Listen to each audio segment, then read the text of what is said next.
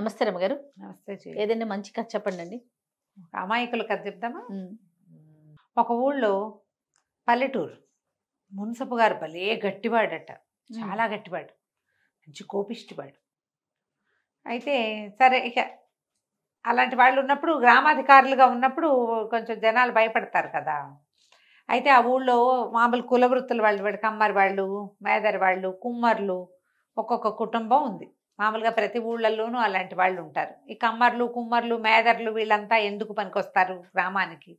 గ్రామంలో అందరికీ కావలసిన తడికలు, చేటలు, బుట్టలు, గంపలు ఇవన్నీ అల్లి పెట్టటము, అల్లటము.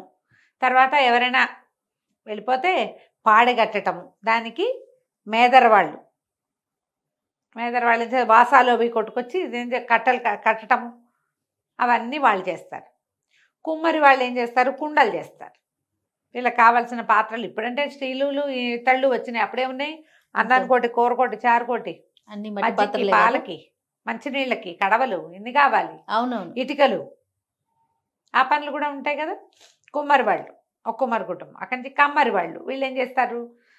ఇనప సామాన్లు చేస్తారు. చాకులు, కత్తులు, కటార్లు, నాగళ్ళు, కక్కు కొట్టటాలు, పిడిపోతే కొత్త పిడి వేసి పెట్టటాలు, ఇలాంటి పనులన్నీ కమ్మర్లు. బళ్ళకి ఇరుసు కట్టటము, బళ్ళకి ఇరుసులు కావాలి కదా, అదే పట్టి వేస్తారు చక్రాలకి. ఆ పనులన్నిటికీ బండి చక్రాలు కొట్టి పెట్టడం, వాటన్నిటికీ వీళ్ళు. అయితే నడుస్తోంది. ఒకనాడు ఏమైందట, ఈ కమ్మరి పని చేసే మేదర పని చేసే బుచ్చయ్య ఊరెళ్ళేసరికల్లా ఆ రోజు వాళ్ళు మధ్యాహ్నం ఎప్పుడో బయలుదేరి వెళ్ళాడు. రాత్రికి రాలా, మర్నాడు కూడా లేదు. తెల్లవారేసరికల్లా ఆ ఊళ్ళో ఒక పెద్ద మోతుబరి గారి తల్లి చచ్చిపోయింది, ముసలావిడ. అయ్యో, ముసలావిడ పోయేసరికల్లా సరే ముందంతా ఏవో వ్యవహారాలు అవి ఇవి చూశారు. మధ్యాహ్నం అయ్యేసరికి లేవదీయండి అన్నారు. లేవదీయాలంటే వాడు రావద్దు, మేదరవాడు పాడగట్టాలి కదా. అక్కడి నుంచి శవయాత్రకు కావలసినటువంటి సాధనానికి మనిషి లేడు. చిందులు దొక్కాడు మున్సబు గారు. హాత్తేరి ఇంత పని చేస్తాడా, ఇట్టా ఊరెళ్ళిపోతాడా, ఇప్పుడు ఎట్టా అంటే మధ్యాహ్నం నుంచి సాయంత్రం దాకా ప్రయత్నం చేసి పక్క ఊళ్ళో ఒక మేదర్ని ఎవరినో పట్టుకొచ్చి వాడితోటి కట్టించుకుని ఏదో చేశారు. కుమ్మరి వాళ్ళు ఊళ్ళోనే ఉన్నారు, కుండ కావాలి కదా. అవునవును, నిప్పు పట్టుకెళ్ళడానికి కావాలి. మళ్ళీ అక్కడేదో అవసరపడుతుంది. వ్యవహారాలు చాలా ఉన్నాయి. సరే, దాంతో మర్నాడు మూడో రోజు పొద్దున వచ్చినటువంటి ఆ మేదర్ బుచ్చయ్యని మున్సబు గారు చెడతిట్టిపోసాడు.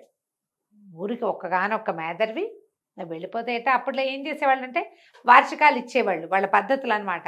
మోతుబర్లంతా సంవత్సరానికి 10 బస్తాలు వీళ్ళకి ఇచ్చేయటం. వాళ్ళ ఇంట్లో ఎవరన్నా ఉన్నా పోయినా అలాంటి లెక్కే ఉండదు. ఈ పనుల వాళ్ళ కులవృత్తుల వాళ్ళకి మోతుబర్లంతా బస్తాలు ఇచ్చేయటం. చాకళ్ళకు కూడా అలాగే ఇచ్చేవాళ్ళు. అక్కడి నుంచి చిన్న చిన్న కుటుంబాల వాళ్ళు ఉంటారు కదా, వాళ్ళు ఇన్ని కుంచాలని, వడ్లని, అవని ఇవని చేయటం. రోజు అన్నం పెట్టే కుటుంబాలు కొన్ని, మజ్జిగ పోసే కుటుంబాలు కొన్ని, గొల్లలు మజ్జిగలు పోయటాలు, అట్లాంటి పద్ధతులు ఉండేవి. వాళ్ళ కుటుంబాలకు పోషణ వీళ్ళే. ఓకే, ఆగంచి తెగ తిట్టిపోసాడు. ఈసారి కనుక నువ్వు ఇట్లా చెప్పా పెట్టకుండా ఊరెళ్ళిపోయావంటే చూసుకో, నీ వార్షికం కోసేస్తాం ఇంకా అని కేకలేశాడు. కొన్ని రోజులు గడిచిపోయాయి. కొన్నాళ్ళు అయిన తర్వాత ఒకరోజు మేదర్ బుచ్చయ్యకి, కుమ్మరి రంగడికి, వీళ్ళిద్దరికి పట్టణం వెళ్ళే పని పడి. ఇప్పుడు భయం పట్టుకుంది. పుసుకుని ఊరు దాటేమనుకో ఎవరికైనా అయితే ఏం చెయ్యాలి బాగా ఆలోచించుకున్నారు ఇద్దరు. ఎల్లుండి ఊరెళ్ళాలి. సరేలేరా, ఓ పని చేద్దాము. ఊరెళ్ళే ముందు 4 మోతుబర్ల ఇళ్ళున్నాయి. తలా ఒక ఇంటి ముందు ఒక 2 పాడలు సిద్ధం చేసి తలా 4 కుండలు, 2 కుండలు పెట్టేసేసామంటే మనం వచ్చేదాకా పని గడుపుకుంటారు, ఒకవేళ మనం లేకపోయినా అని చెప్పి సాయంకాలం చీకటి పడేసరికల్లా పాడలు రెడీ చేసుకుని 4 ఇళ్ల ముందు 4 రోళ్ళు, 4 పాడలు, 4 పాడలు, తలా 2 కుండలు పెట్టేసేసి రాత్రి చీకటి మాటన బయలుదేరి వెళ్ళిపోయాక ఏమైంది, ఆ రోజు మధ్యాహ్నం మున్సబు గారికి భార్యకి ఒంట్లో బాగుండలా. ఆయనకి పై ఊళ్ళో ఆయన మేనత్త మనవరాలదో ఎవరిదో వివాహం ఉంటే అది చూసుకుని వైద్యుడిని ఒకరిని వెంబడి పెట్టుకొస్తాను, ఒంట్లో బాగుండలేదు అన్నాడు. సరే, బై ఊరు నుంచి తెచ్చుకోవాలి వైద్యుడిని. ఈయనేమో మధ్యాహ్నమే వెళ్ళిపోయాడు. ఆయనకి తెలియదు ఈ పాడల వ్యవహారం. ఆ, ఆయన ఏం చేశాడు, రాత్రికి బాగా చీకటి పడ్డాక వీళ్ళిద్దరు వెళ్ళిపోయినాక బండి వేసుకొచ్చాడు. ఆ రోజుల్లో ఏముంది, ఒంటెద్దు బళ్ళు లేదా ఒంటి గుర్రబళ్ళు ఉండేవి, జట్కాలు ఉండేవి. దీపం వెలుగులో రోడ్ల మీదకి వచ్చేసేవి. ఆయన వైద్యుడిని కూడా వెంబడి పెట్టుకొచ్చాడు. ఈయన మున్సబ గారు తన వాకిట్లో దిగంగానే వాకిట్లో పాడి కనపడింది. వెళ్ళిపోయాడు ఆయన. ఆవిడ అయిపోయింది. మధ్యాహ్నం ఒంటో బాగుండ్లా, వైద్యుని తెచ్చేసరికి పెళ్ళాం వెళ్ళిపోయింది. వాకిట్లో ఎవరు లేరు. వాళ్ళేమనుకున్నారు, ఆయన వస్తాడని వాకిట్లో పెద్దలంతరు వెలిగించి పెట్టారు. ఈయనకు ఆ చీకటి మాటన అక్కడ ఒక చాప చుట్ట ఉంటే అది ఇదేనని భావించి, అందుకే పెద్ద దీపం పెట్టారని, పాడు కూడా సిద్ధంగా ఉంది, 2 కుండలు సిద్ధంగా వెళ్ళబో అది పోసే, ఇంత పని చేసావే ఓసిని దుంపదేగా, వైద్యుని తెచ్చేదాకా ఆగలేకపోతేవేమే అని పెద్ద కేక పెట్టాడు. అని పెద్ద పెట్టేసేసరికల్లా పక్క వీళ్ళల్లో అరుగుల మీద పడుకున్న వాళ్ళు హడిలిపోయి లేచారు. ఏమిటి ఏమిటి ఏదో అయిపోయిందని. ఇంకేముంది, మున్సబ్ గారు వెళ్ళాం పోయిందని అందరూ లేచి వచ్చేసారు. అయ్యో రామ. ఈ వైద్యుడు తను ఉండాలో వద్దని, తను ఎవరి కోసం చూడడానికి వచ్చాడో ఆవిడ పోయింది. ఇంకెందుకు, బయట పెద్ద పెద్ద శోకండాలు వినపడేసరికి మున్సబ్ గారు పెళ్ళాము అమ్మ ఇద్దరు తలుపేసుకుని లోపల పడుకుని ఉన్నారు. బయట శోకాలు వినపడేసరికల్లా బండి వచ్చిన చప్పుడు తెలుస్తుంది. బండి ఆ గుర్రాలు కదులుతున్నాయి, మూలమవుతుంది. మధ్య మధ్యలో గిల్గిల్ అంటుంటే, అయ్య బాబోయ్ బండి వేసుకుని వెళ్ళాడు, ఏమైనా ముంచుకొచ్చిందో ఏమిటో, బండితో సహా తీసుకొచ్చేసినట్టున్నారు, ఓర్నామొగుడో అని ఆవిడ ఏడ్చుకుంటూ, అని నా కొడుకో పోయేవరో అని ఆవిడ తల్లి భార్య ఇద్దరు బయటకు వచ్చేసారు.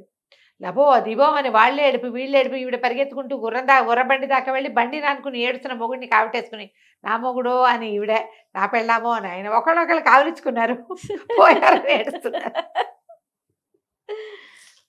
ఇంతలో ఒకళ్ళిద్దరికి అర్థమైంది, ఇదేమిటి ఏమిటి ఎవరి కోసం ఎవరు ఏడుస్తున్నారు, ఇద్దరు ఉన్నారు.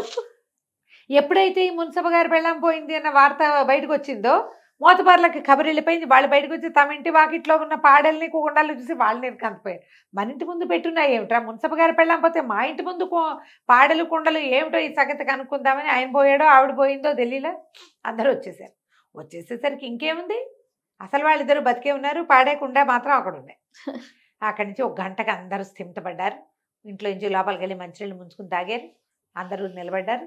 తీరా చూస్తే వెళ్ళిన వాళ్ళు కూడా కొంతమంది చెప్పారు, పని వాళ్ళు అందరు మోతపర్లు ఇళ్ళ వాకిళ్లలో అన్నం గారి వాకిట్లో కూడా ఉన్నాయి, పెద్దరెడ్డి గారి వాకిట్లో ఉన్నాయి అని చెప్పేశారు. కల్లా వీళ్ళు ఆశ్చర్యపోయారు. సరే అందరూ వాళ్ళని ఒకళ్ళు ఓదార్చుకుని పడుకున్నారు. తెల్లారలేదు. 3వ రోజు పొద్దున్నే మన వాళ్ళు వచ్చారు. ఏరా మీ దుంపలదేగా ఈ పాడలు కుండలు పెట్టారేమిట్రా అంటే, మేము ఊరెళ్ళాం బాబు, ఓవేళ అవసరమైతే ఎక్కడికి వెళ్తారు, మీరు పై ఊళ్ళకి వెళ్ళలేరు కదా, అందుకని జాగ్రత్తగా పాడకుండా ఎప్పుడు చేయాలి, అప్పుడు ప్రత్యేకమైన సందర్భంలో చేయాలి కదా. అక్కడి నుంచి తెగదిట్టి వాటిని ఎక్కడో చేట్లో బారేయించారనమాట. తర్వాత నుంచి ఇలా కాదు, ఇంకొక కుటుంబాన్ని తెచ్చుకుందామని ఇంకో కుటుంబాన్ని, వాళ్ళ పిల్లల్ని ఇచ్చిన అల్లుళ్ళని వాళ్ళని తెచ్చిపెట్టుకున్నారు కథ కంచికి మనం ఇంటికి. నమస్తే అండి. నమస్తే. సుమన్ టీవీలో మీ పర్సనల్ అండ్ బిజినెస్ ప్రమోషన్స్ కోసం కింది నెంబర్కి కాంటాక్ట్ చేయండి.